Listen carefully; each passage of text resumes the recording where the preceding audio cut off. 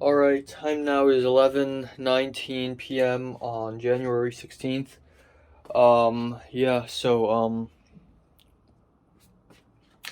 Sheesh. What can I say? Bruh, blah, yeah. I slept from 4:30 to 10:30, and then I'm like, fuck it, I just can't. So I went back to sleep until 11-ish. And I didn't even fall back asleep. I just went back to bed and I laid on it. Yeah, I just can't sleep earlier than 4 a.m. for the life of me. I just cannot. I just physically cannot. I don't know why. But yeah, once again, last night I didn't watch 3 anime episodes. I watched one, and it was already too late.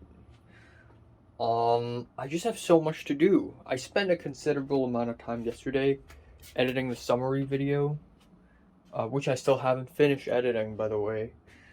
But that's that. And then the short film, I realize, yeah, it still feels like shit, but I really cannot fix the sound anymore. But for cloud busting, all I need to do is just to color grade it, give it a score, um, add subtitles. Uh, Maybe if I could fix more sound issues, hopefully I could. Four things, and then boom, I'm done. And then I edit a 5-minute version of it and submit it to USC. So I'm not that far away from completion, you know. And then yeah, that's it. And then for my short film, yesterday I spent about a whole hour, or at least 40 minutes, from 3 a.m. to 3:40, just writing my script for the short film, and I haven't finished it actually, but I'm close to finishing. Let's just say it's writing this script is particularly tough because this is just, I feel like I'm going back to the type of script I would write in 2017. You know, the nothing script. I feel like this is pure, vapid, atmospheric feelings type script where it just entirely depends on how I feel and it doesn't have actual plot. But this time I want to actually deliver, you know, like actually make some cool Wong Kar Wai art house shit, you know. Yeah, I don't know. Every time I write the script for this short film, it just feels wrong because it defies. It's different from everything else I've ever done. Everything else I've ever done has plot, at least, you know. Aside from Information Blackout from 2018, but aside from that, like every short film and even movie ideas I have are plot driven. This one's just vibes, just feelings. So yeah, I don't know. But yeah, that's pretty much it. Um, so today is going to be a little bit of an adventure. At 2 p.m., I'm going to go to a cafe in Simsaja to meet with the insurance man to talk about the short film. I'll bring my camera along with me to show off, maybe. But also, maybe that's a bad idea because I'll have to carry a lot of stuff later. Because at around 7 p.m., I'm going to have to go to Wong Daixin to, to pick up mangas, essentially. To pick up a bunch of mangas. To pick up 24 mangas, I have to pay $920 to pick up 24 Steel Ball Run volumes in traditional Chinese. Taiwanese print, I believe, or I think it was Hong Kong print, but either way. Yeah, and then after that, I'll bring them home, and then it's gonna be great. I'm gonna feel really happy about this. And it was kind of a good decision to buy this actually, because if I want to buy the English version, of course it's more expensive. But okay, let's just say in the future I'm employed and I have money, you know, I earn profit, and then I decide to buy the English ones because whatever, fuck it, right? I'm in the USA. The thing is, English mangas, in the USA, English JoJo at least is published by Viz Media, and it's hardcover. So the cover is like book book book. It's hard, and it's also abnormally large. It's larger than your usual manga, you know, size. So I hate it. I hate, like, part of the reason why I like manga is how convenient they are. They're small, they're soft, they're just a little booklet, you know. They're really light. But the Viz Media one just sort of ruins it for me. So I'm glad I'm getting the Chinese ones. And nothing else. I hope I have the cash to get the mangas, the $920, because I actually don't have enough right now.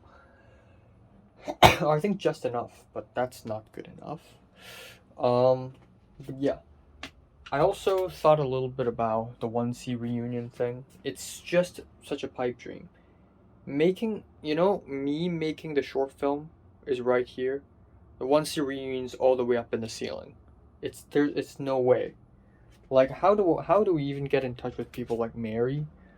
Like, I mean, I could probably get in touch with Oliver, and Oliver could probably get in touch with Mary, but honestly, a lot of people aren't even here. A lot of people from 1C, like Tom, Keith, Max. Max is not 1C, but 2C, but same, similar.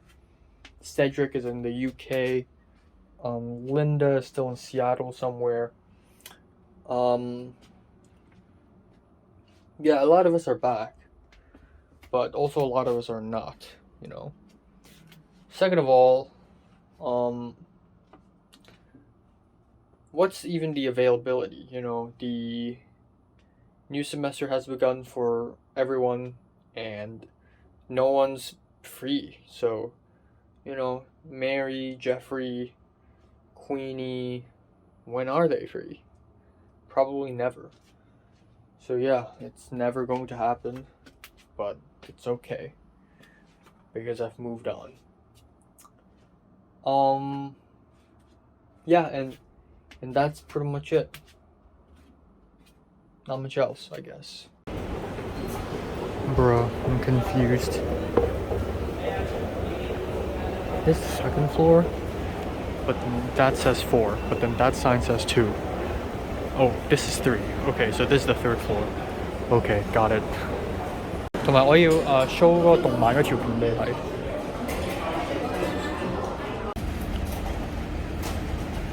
Oh my god. So yeah, welcome to Sekit Mei. I thought it's gonna be difficult to find cool places to film here, but right off the bat, the moment I left the MTR station, boom, everywhere is a fantastic filming spot. I mean, this place is fucking dystopian. I love it.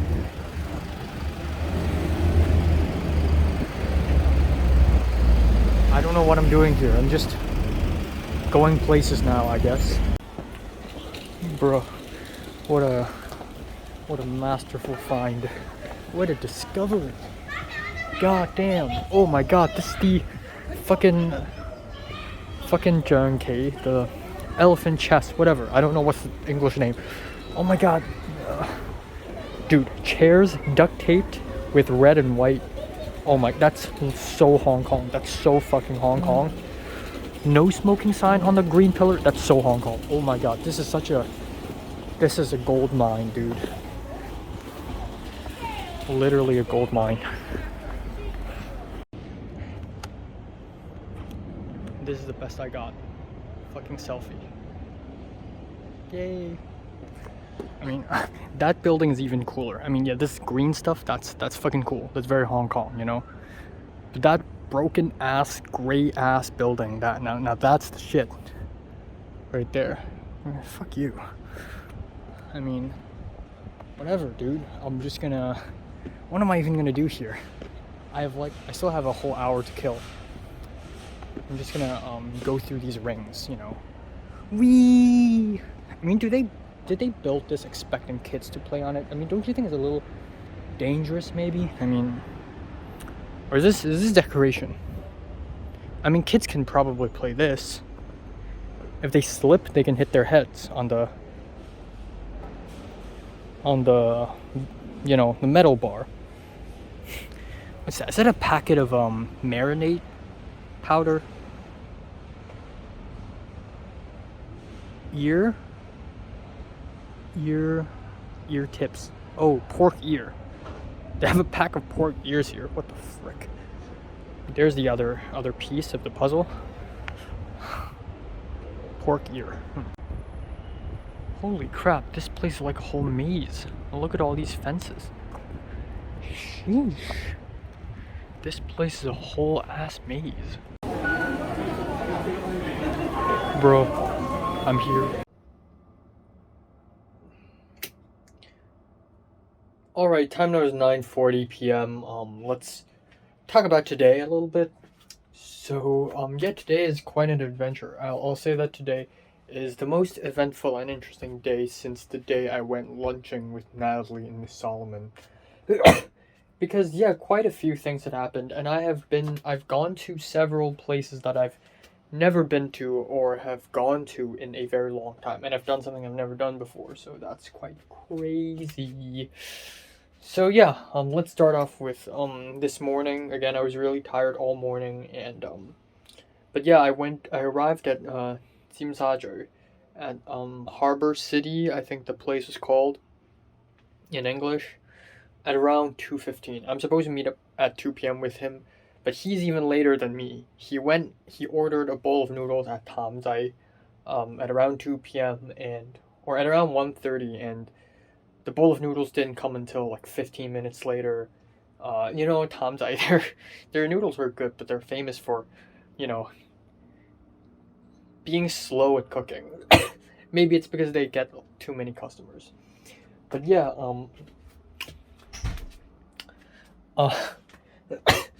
reminds me of Cafe Bluey's. But yeah, at the end, he said he's in City Super at third floor, and I'm like, okay, well, I guess I'll find it somehow. So I went to the third floor, and I couldn't find it. Turns out it's at a whole different building, so I tried to walk towards him, and then he's walking towards me, and then at some point we cross paths. He was wearing a whole suit because he just went to work. He's wearing very formal clothing. He's wearing a suit and tie and everything, with a shirt and stuff, and then walk past him, and I'm like, I swear that's him. So I DM'd him and I asked him, are you wearing a suit? And he's like, yeah. And I said, I'm behind you. And he turned around and he's like, oh. So yeah, we met up and then we walked around, and right off the bat, I wanted to start off with pleasantries, with the, hi, how are you doing? How's it going? But right off the bat, he immediately asked me, so what's this short film for? Is this for your other university applications? Is this, like, what is this for? And I said, well, it's just for myself. And then he immediately basically bursted my bubble and said, well, if it's for yourself, how long is this short film?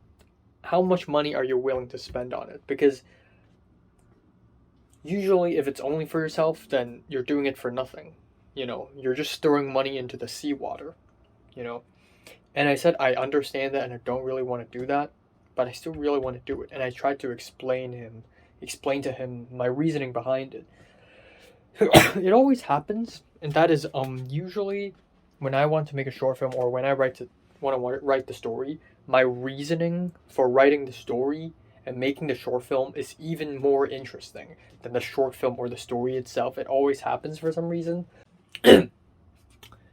So yeah, I explained I'm not going to be back in Hong Kong for at least 1.5 years, and I just really want to show Hong Kong. And then he's like, well, will you take this short film to a film festival or competition? And I'm like, yeah, of course.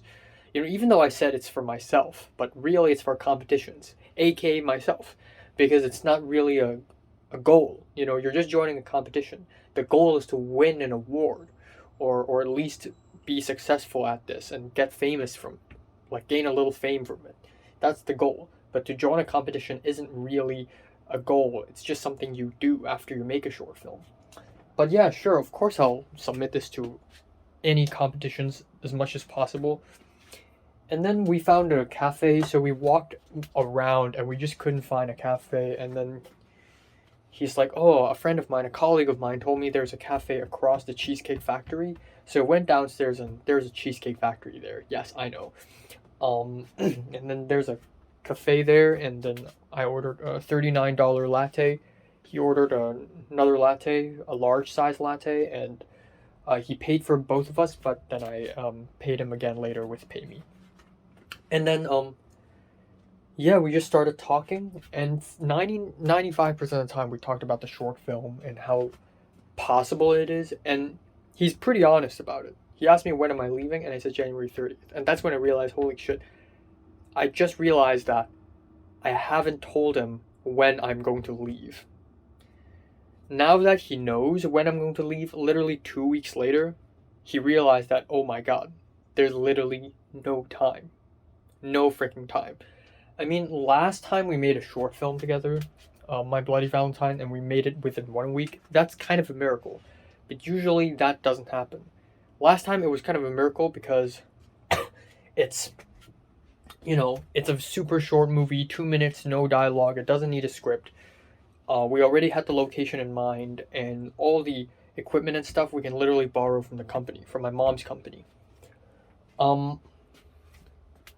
So yeah, so I and him, we sat down at the cafe and we just started talking about the logistics of the short film. And yeah, it's he said he can't promise, he can't guarantee that he's able to help me. Miriam's texting me right now. I'm so popular.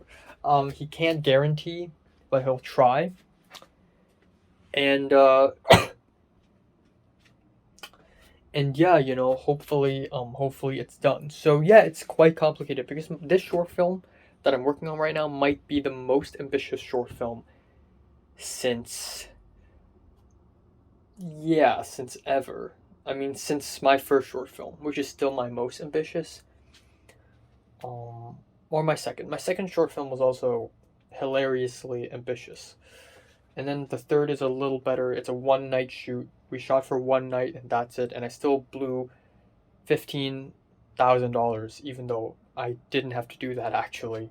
And then I did a couple short films and they're super freaking cheap, right?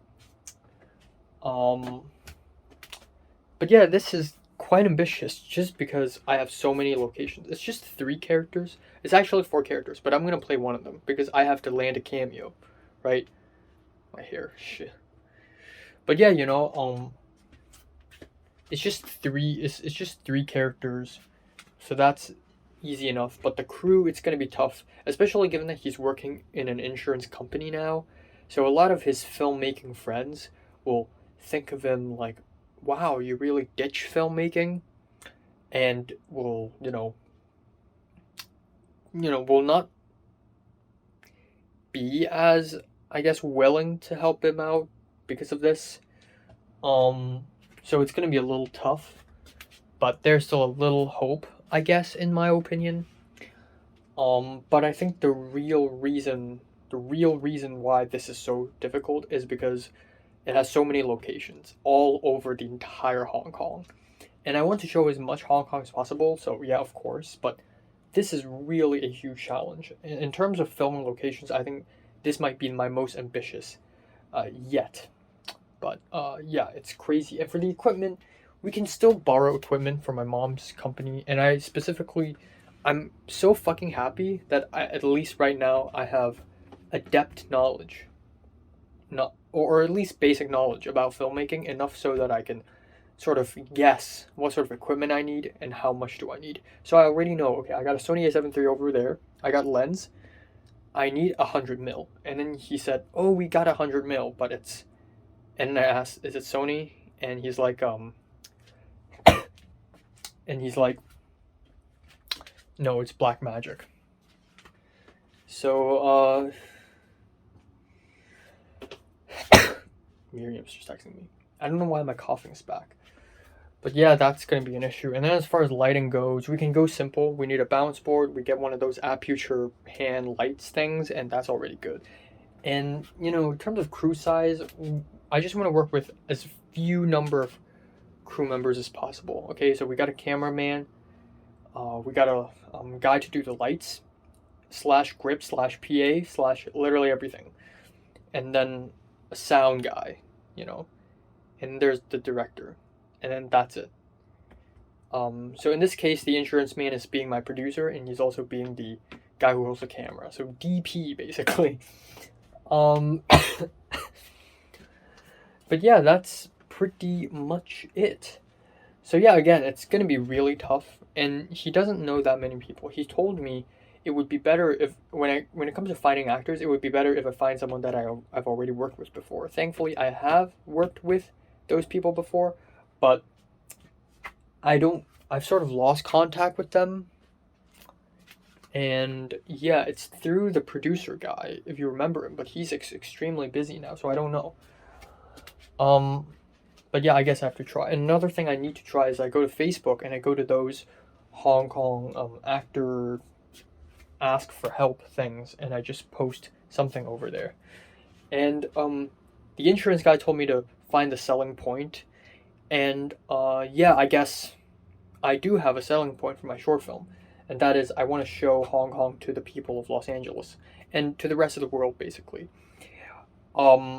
Which, in his opinion, is already attractive enough, even though there are already tons of short films out there right now which are about Hong Kong and Hong Kong culture and stuff. But I guess I'm doing it my way.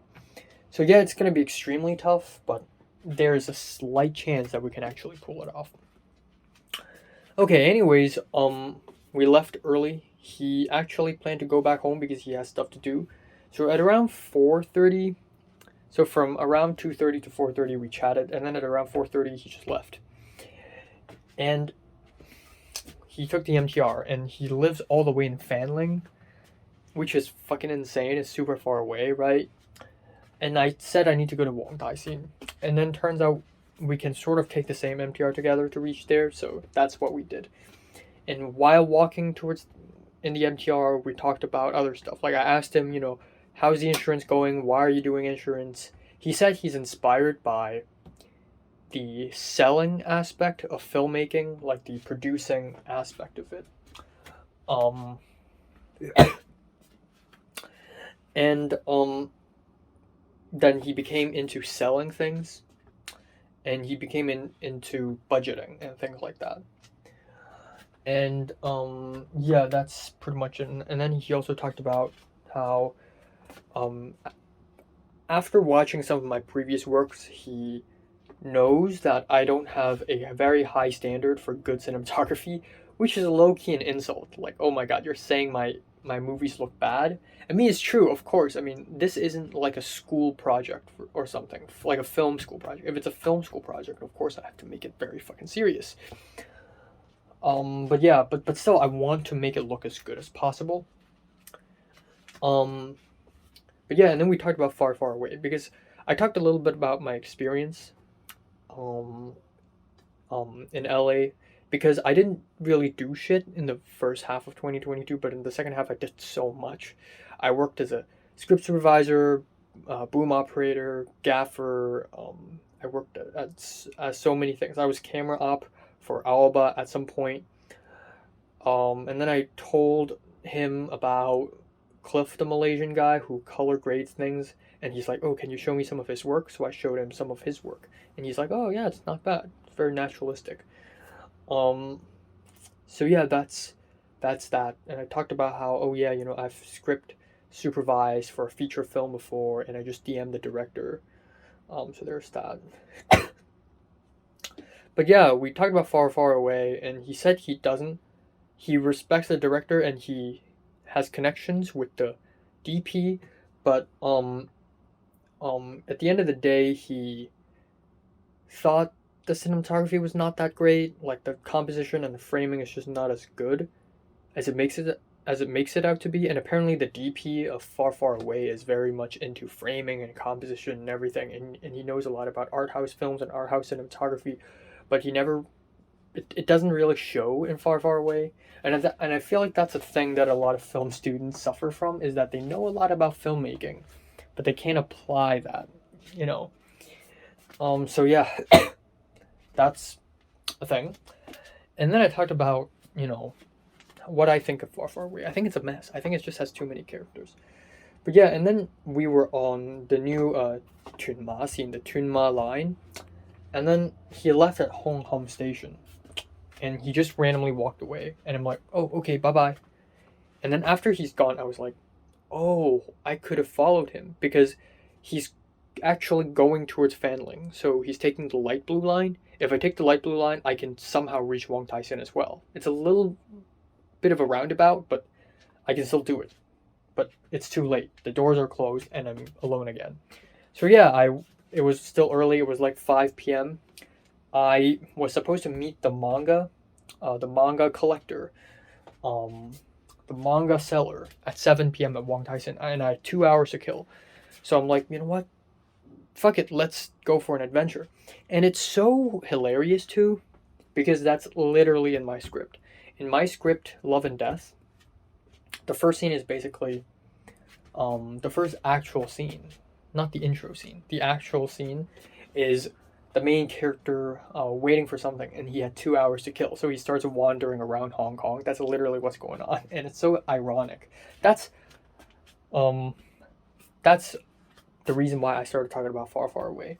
But yeah, I'm like, you know what, fuck it, I got time. So I went to Shek Mei, and I wanted to go there because that was one of the places for my location scouting for my short film, for this one, Love and Death.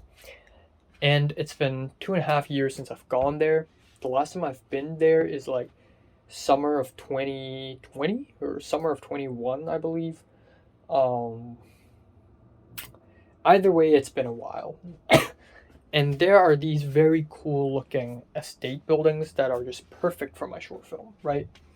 But I don't know where it is exactly. So I went to Shek Mei Station, and then I just thought, okay, exit A, it says Nam Cheong Road, and I'm like, well, that road sounds familiar to me. It sounds like a road to an estate or something. So I just went there, and boom, right the moment I exited that place, it's exactly that building.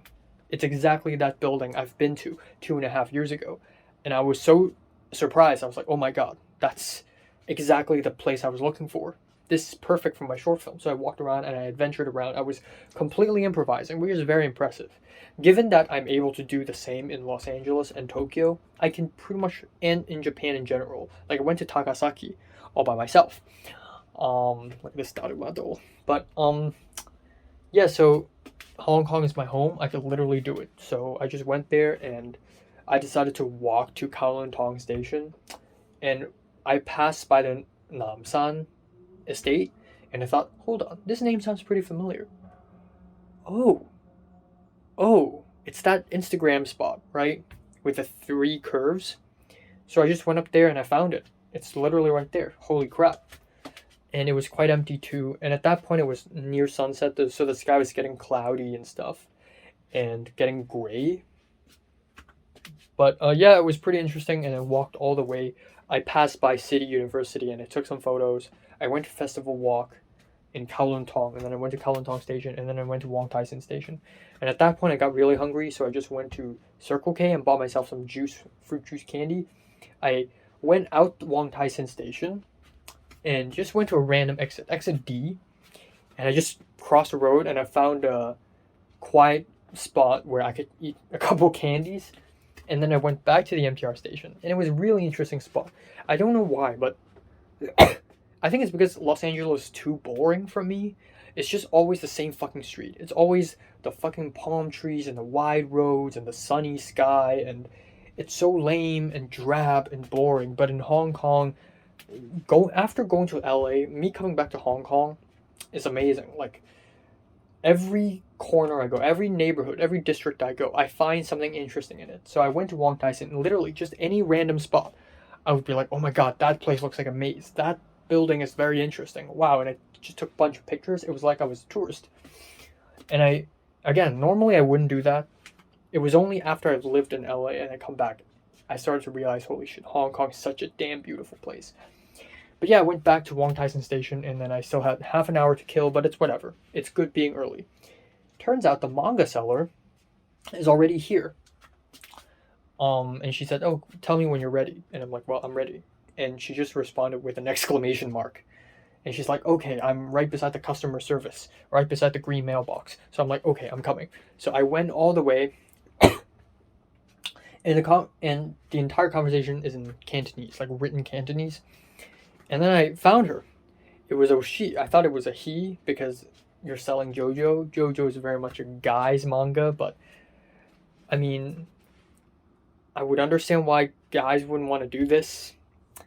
And she probably wouldn't keep JoJo for herself anyways. So it's a she. It's kind of a little fat woman, and similar to the insurance man, I was literally right behind her, and I saw her green card because she said she has a green card with her, and then I saw the stack of mangas on top of her green card, and I'm like, oh my god, it's her. So I just walked up to her and I said, "Hi, excuse me, is this you?" And she's like, "Oh, hi, yes, yes." And then she's nice about it, and so she said, "Oh, you brought a big bag with you, right?" And I'm like, "Yeah." So I took my big blue bag over there, and it's not big enough, but it's so instead of placing the manga horizontally, it's placed vertically now. And I said I didn't expect it to be this long, and then he said, and then she said, "Okay, oh, by the way, here are some plastic folders you can put the books in." And I'm like, "Oh, thank you." And then he said, "Okay, it's $920." So I asked, "Oh, do you have $100?" And he's like, "Let me check." "Oh, yeah." Thank God, because I have two $500 bills and 120. So I gave her 1,020, and she gave me 100, so that's 920. And then, just a few parting words. No, she said, "Oh, actually, part 5 and 6 is also coming out from Taiwan." No, I asked her, "Oh,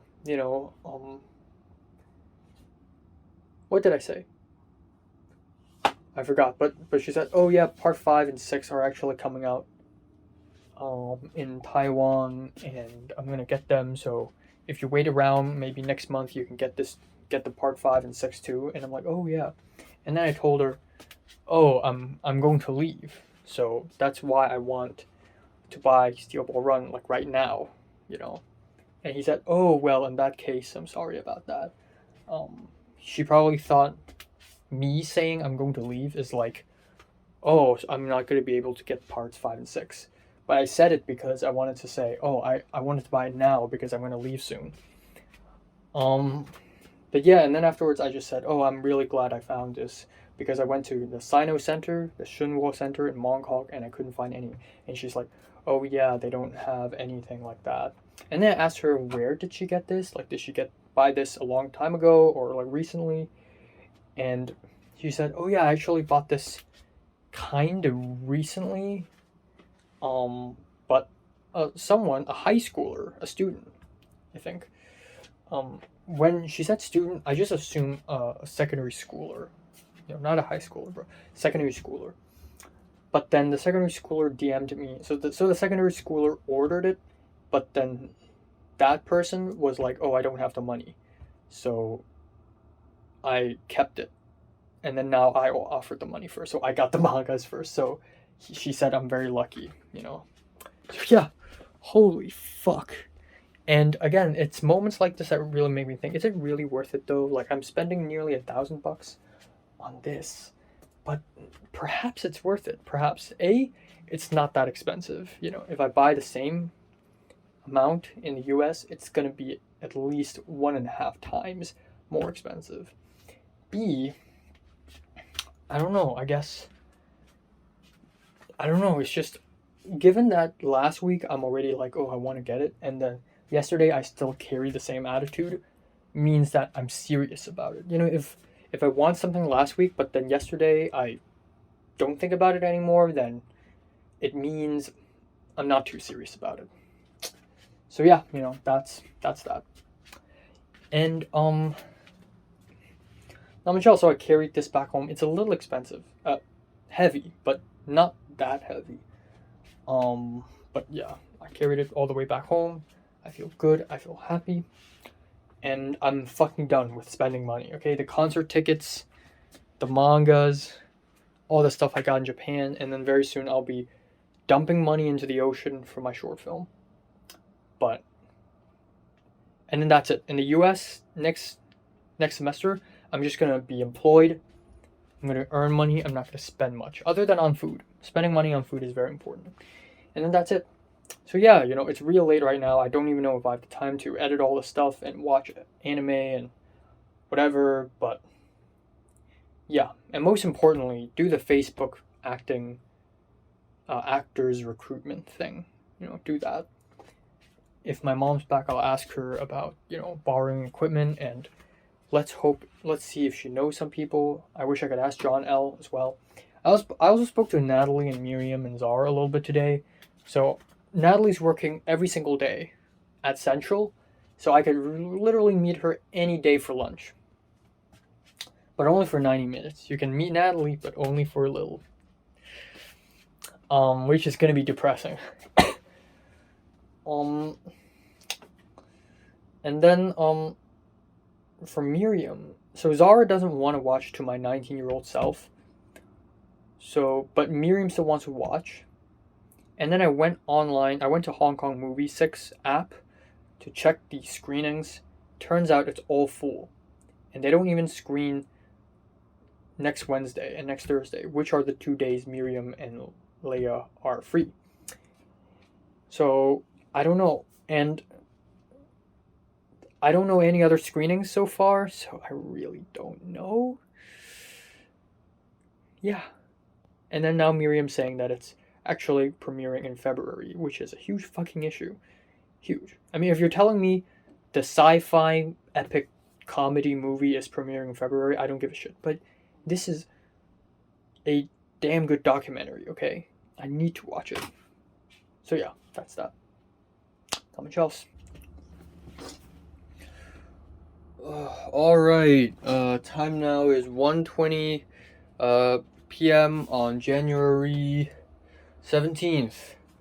So yeah, we're 13 days away from departure. The countdown begins again. So,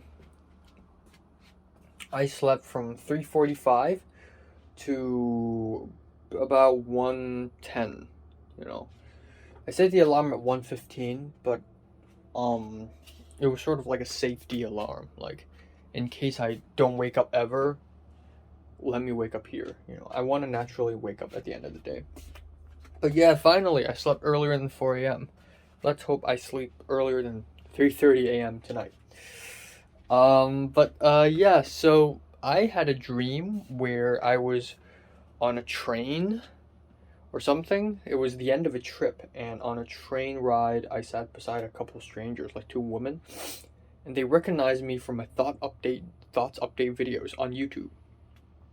They know my YouTube channel, but they don't recognize me for my reviews or whatnot. They recognize me for my thoughts update videos, and they were like whispering to each other, "Oh man, this guy's crazy.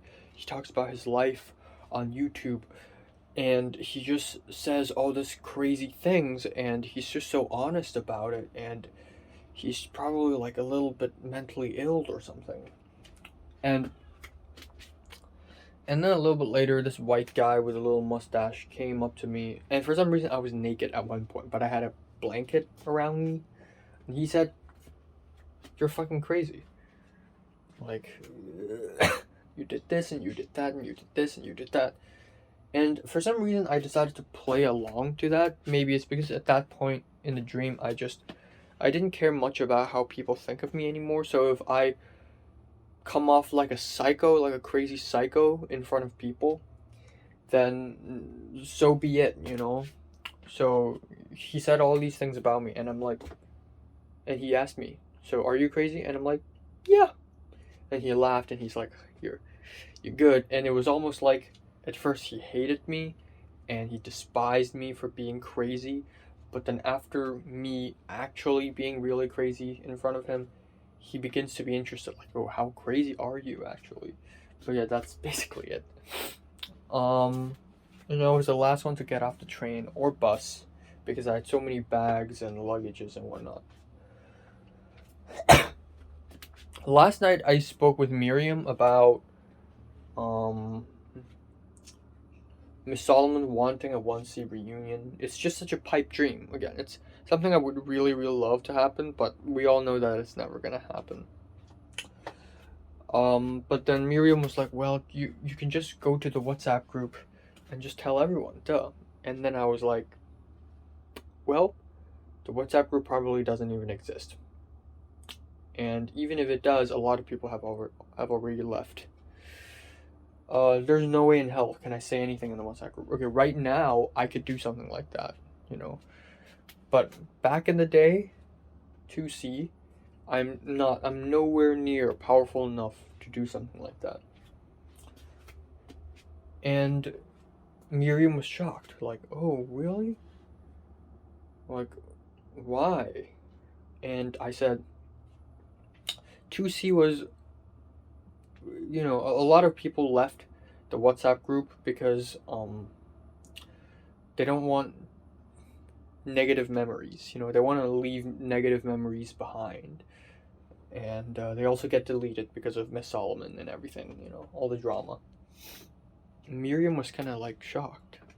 Or at least she was intrigued. What?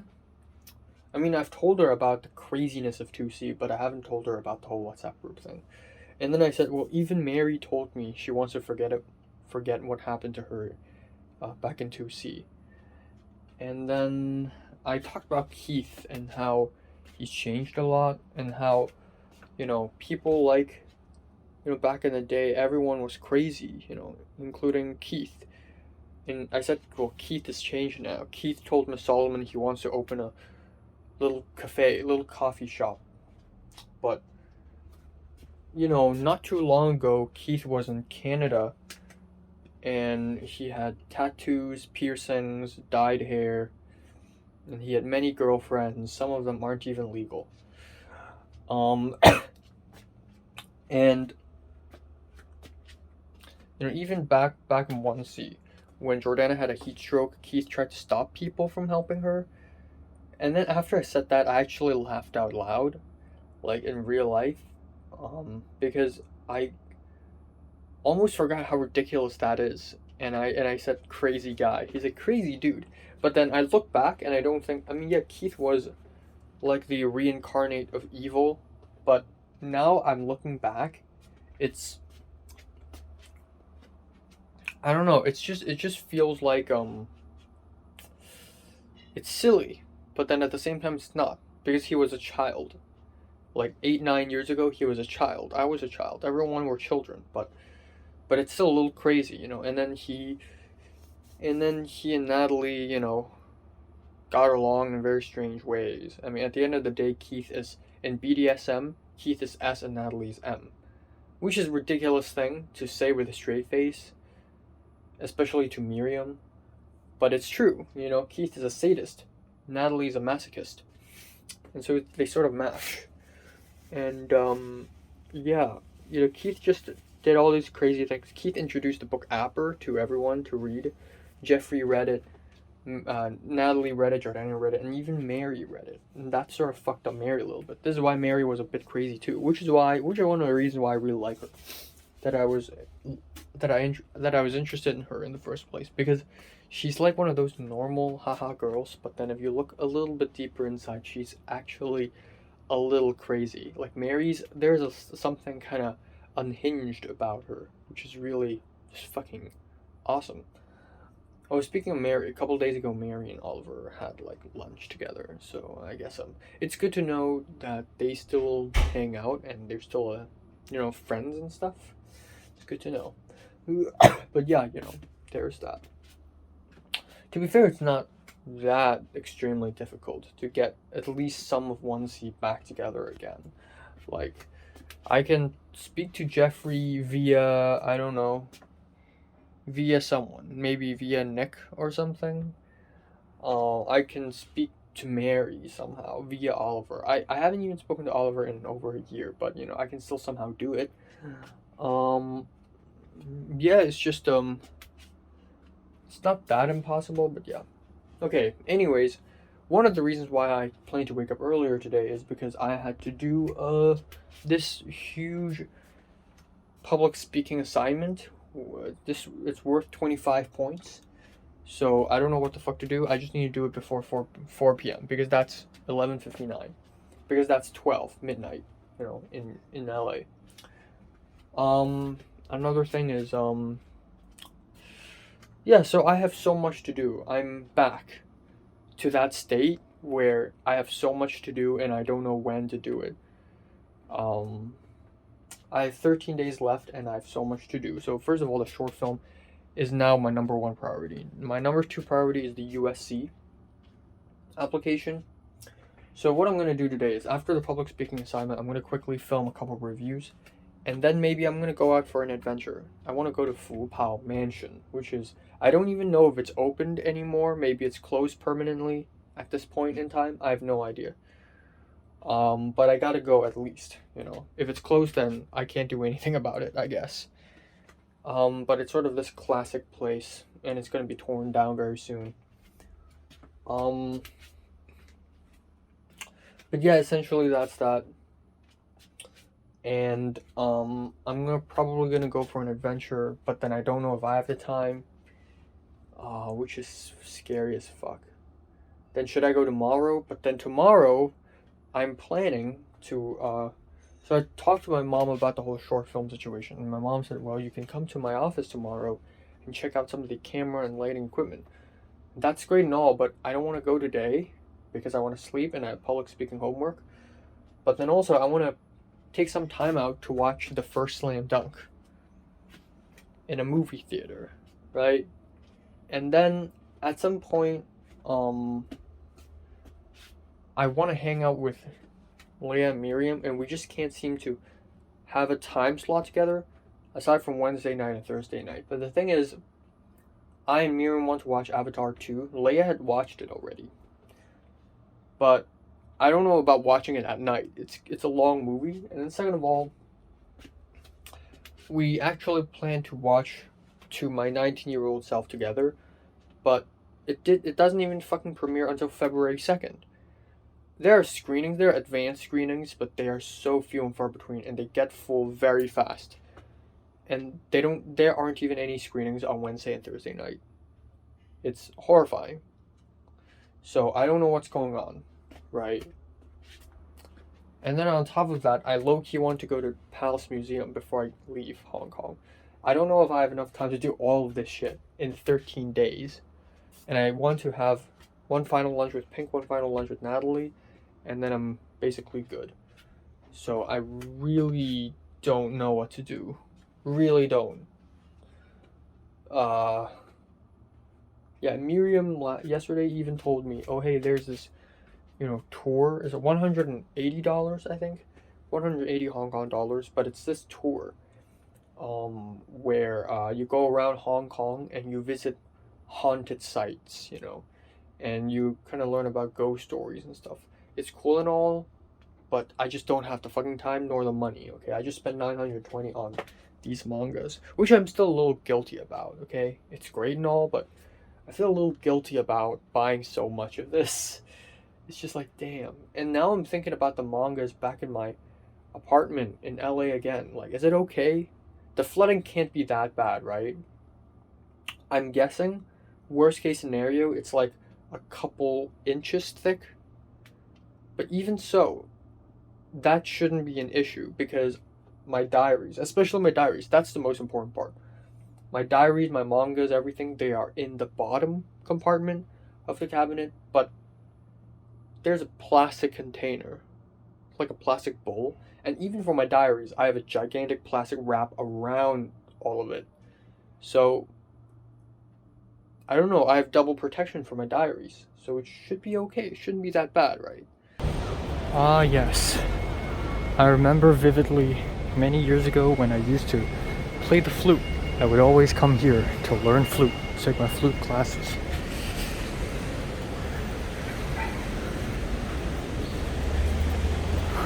Stationary. God damn, the haircut place is still here. Many years ago, maybe 10 years ago, I used to have my haircuts here.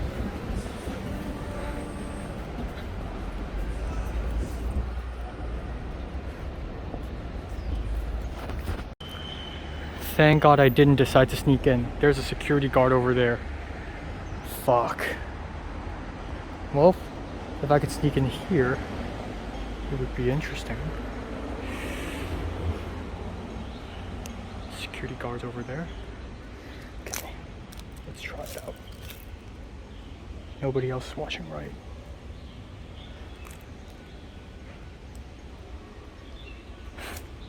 Nah.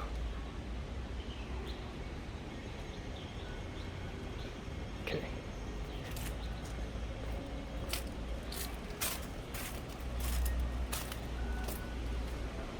Here we go. I'm in.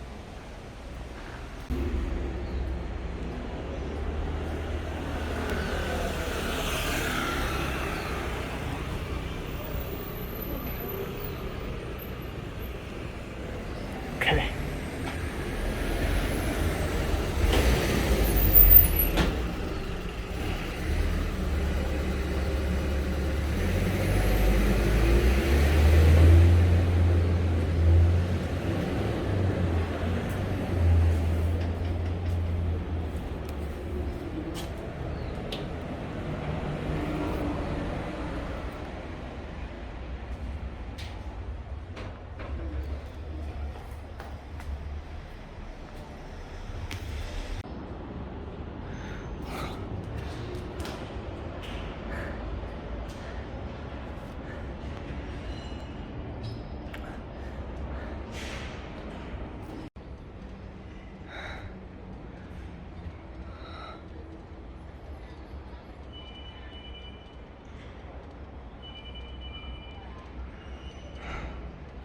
Okay. I'm so tired. I'm gonna go back down. Alright, time now is 9:22 p.m. Let's wrap it up today. Fuck.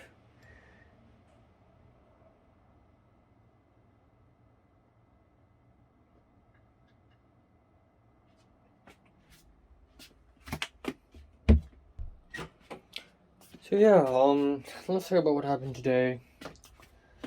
I left the apartment at around maybe 5. Fuck.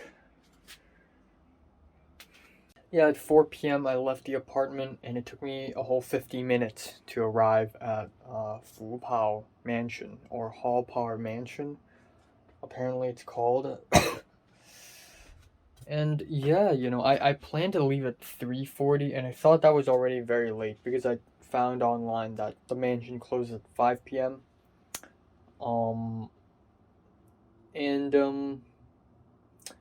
Yeah, turns out it didn't even matter. I arrived there, and it was so, how do I say this?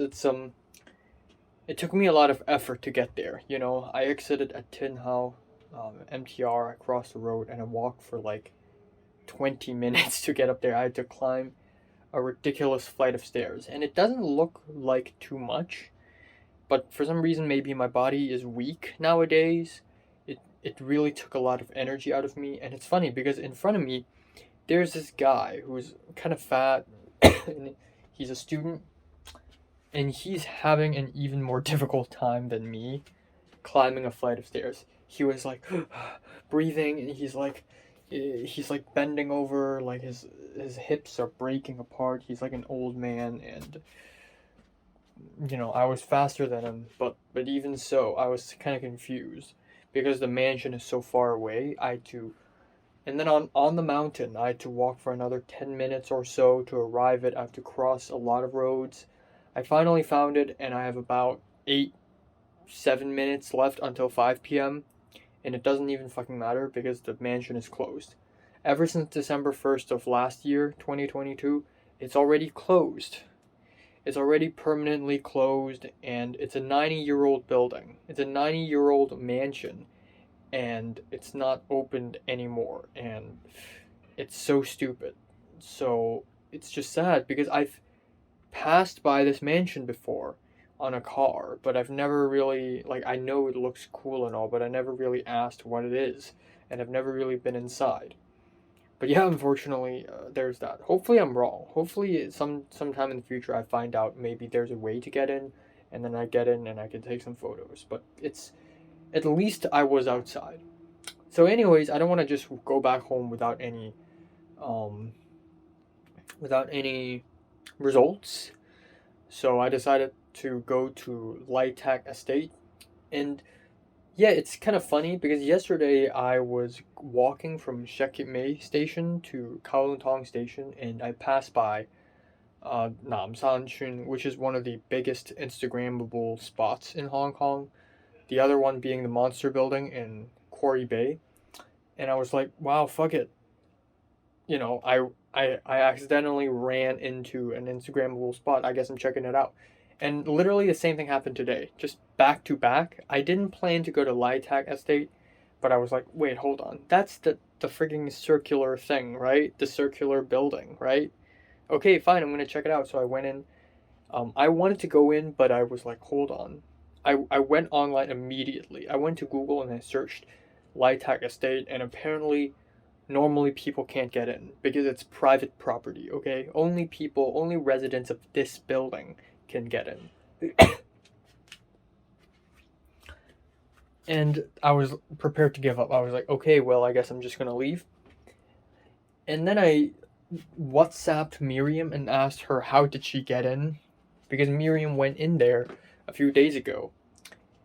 And Miriam said she and another friend went in and they basically just walked in. They waited for a resident to come out and then they sneaked in through the door. And then after I read that, I was like, hold on. You know, come on. I'm the fucking detective. I'm Enoch Law. I've been to LA. I've experienced all kind of shit. And now I'm afraid to trespass private property. I've done worse. Right? I've tried worse. I've tried ridiculous things. So you know what? Let me try. So I actually sneaked in through the door and I waited the perfect opportunity. I didn't even have to wait for so long. I just waited. The first person to come out of the building is an old woman, white-haired old woman. She is, you know, kind of senile, probably doesn't notice me at all, and I just sneaked in. Boom, easy peasy. And there's no security guard there. There's a security guard in the main entrance, but not at the side entrance. So I was like, holy shit, I got in, and I was super quiet. I was really stealthy, and I climbed 20 levels. To be fair, one level wasn't that high, but still, it's 20 stories high. I climbed so much, and I didn't even get to the very top. I think the building was 25 or 26 floors. I was almost to the top, but at that point I was like, screw it, I'm gonna go back down. So I took some photos, I went back down, and I thought, okay, let's see if I can go to the temple. Actually, before I even went into the Lai Tak Estate, I was thinking, you know what? Maybe I could still visit the temple below us, the Lotus Temple, in Tin Hao, which I passed by earlier. But I went to Google Maps and searched, and apparently it closes at 5 p.m. And by the time I searched it, it was 5:15. So, fuck it, I guess. And then at the end, I went to Lai Tak Estate, and then I went back down and thought, okay, maybe I'm gonna. What if? Okay, what if I go to Tong Li Publisher in North Point? Because I know in North Point there's a Tong Li store where you can see all the mangas published by Tong Li, the Taiwanese publisher, and it's all mostly translated from Japanese. So, you know, maybe I can find JoJo there. If not, at least I can find cool mangas like Chainsaw Man and Jujutsu Kaisen or whatever, you know. And by the time I found out about the closing time of Tong Li in North Point, it was like 5:45 and the thing closes at 6. If I take an MTR to North Point and then walk to Tong Li, it's going to be exactly 6 p.m. The store closes anyways. And also, I don't want to walk anymore. I've walked so much, I've hiked, I've climbed so many stairs. You know what? I'm fucked. Let me just go back home. So I just went back home. I was sweating so much, even though it was like 10 degrees today, and I wore, you know, thick layer of gray jacket and whatever. I still sweat a lot because I walked a lot. But it's good. It's good exercising. But yeah, I came back home at around 6:30. I took a shower and then I just ate dinner. Rice, fish, vegetables, cauliflower. It's been 4 months, over 4 months since I've had cauliflower, by the way. 5 months, actually. Yeah, because I didn't buy any cauliflowers in LA. I should do that. I should start doing that, you know. But yeah, essentially there's that. And that's it. That's it. Here I am. So yeah, today wasn't a fantastic adventure, but at least I went somewhere. And then tomorrow I'll wake up really early. So okay, another thing is that this morning I didn't do the college homework. That huge college homework I mentioned, apparently the deadline is tomorrow. Because the deadline is January 17th, 11:59, that's actually January 18th, 3:59 p.m. for me. So, yeah, I'm just going to do it tonight. I'm not going to do it tomorrow because tomorrow I have some special plans. So, here's what's going on, right? So, Miriam and Leia are free on Thursday night. But the deal is, um, we all three of us want to watch To My 19-Year-Old Self, the documentary, but there are no screenings of it because apparently the premiere date is February 2nd. What the fuck? By then I would have already been gone from Hong Kong. I would have been back in LA. So, fuck, right? And then, and then I thought, okay. And then I saw on the Hong Kong movie app that there are actually screenings for 19-year-old self before February 2nd, but they're all full. And I thought, okay, maybe they're not open yet. And I'm kind of right, but then if that's the case, I don't know when is it going to open, and then the seats are going to be immediately sold out. So last night, right before I sleep, I suddenly found out that multiple cinemas have opened, have started screening To My 19-Year-Old Self, and they're not big cinemas. They're not big, movie cinemas or Grand Windsor Cinema. They're not any of that. They're small cinemas. So I don't know if it's legit or not. So one of the screenings is Friday night, and it's literally in the same district as my home. And I asked Miriam, and Miriam's not free on Friday night. I asked Leia, and she's not free. So I'm like, well, I can't pass on this opportunity. So I just spent $61 ordering the ticket. It's $50, but for some reason, because I ordered it online, it's become 61. So essentially, there's that. Now, things also get pretty complicated because Miriam and I also want to watch Avatar 2. And of course, if you want to watch that movie, you gotta watch it in 3D. You gotta get the full experience. And that's $200 fucking dollars. Okay, fine. Student discount. It's still at least 160, It's ridiculous. But if we were to watch Avatar 2, the best time would be Thursday night. And the issue is Leia also wants to hang out with us on Thursday night, but Leia have seen Avatar 2 already, so I don't know. And also it's Thursday night, and Avatar 2 is like 3 hours, so when are we going to have lunch? How? Where? The logistics of it. It's going to be tough. And another movie I really want to watch is the first Slam Dunk, and I'm going to watch that tomorrow. Now, anyways, I digress. Pink WhatsApped me and asked me, what is my budget for the skincare stuff? Now, as you can probably tell, even though I still have some acne, but they're all scars, my acne situation right now is actually amazing, okay? I don't have new acne on my face as of now, as I'm speaking. Maybe tonight a new acne comes up, and then I'm gonna be pissed. But yeah, for the first time since a while, for the first time since maybe late 2021, I don't have any new acne on my face. And I don't know why. Maybe it's because I'm sleeping very well. Maybe it's because the food I'm eating is a lot healthier than whatever plastic, like microplastic preservative chemical bullshit they put in Los Angeles. But yeah, I'm actually doing very well. But the thing is, when I go back to LA, I'll be eating the same microplastic shit. And my face is not going to be able to handle it, okay? I'm just not biologically compatible with American food at the end of the day. So yeah, it's still gonna be an issue, and I really don't know. I really don't want to spend too much money on skincare products.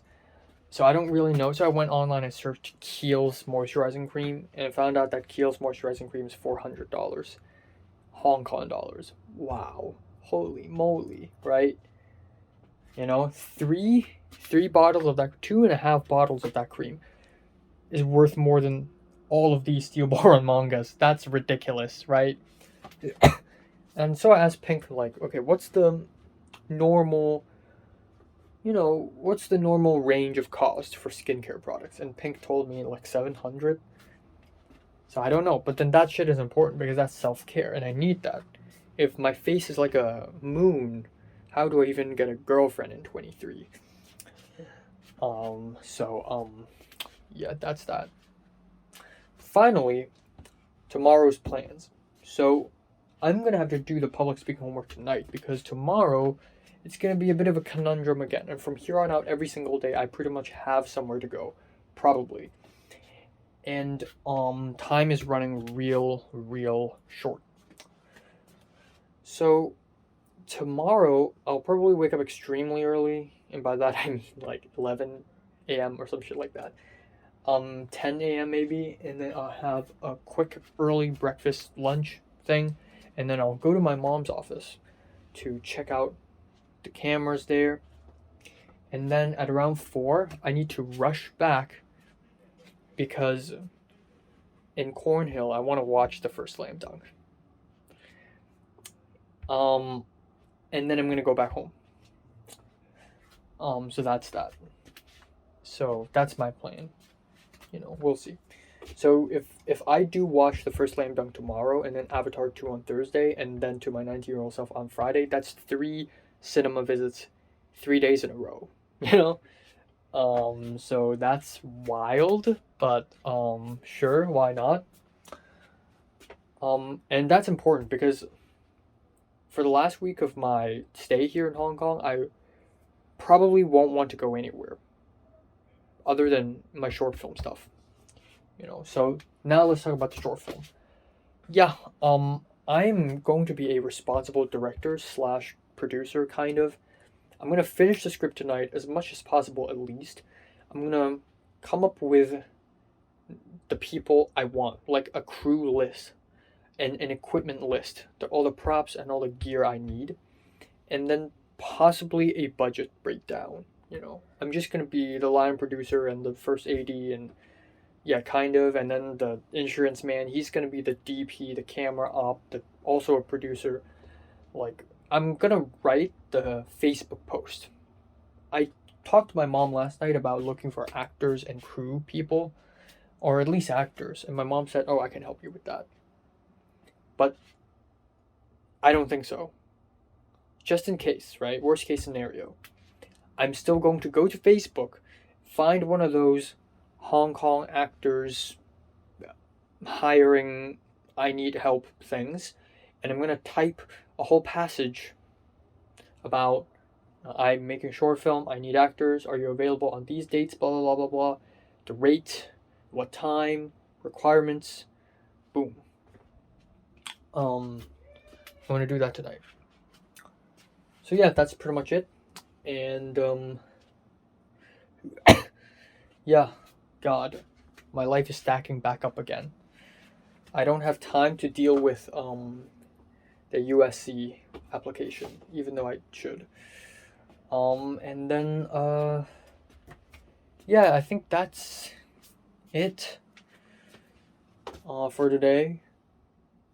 I don't know. It's just.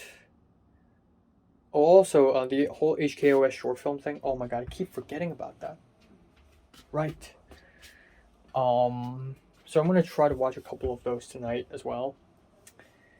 And some of the short films I can't even see from the spreadsheet.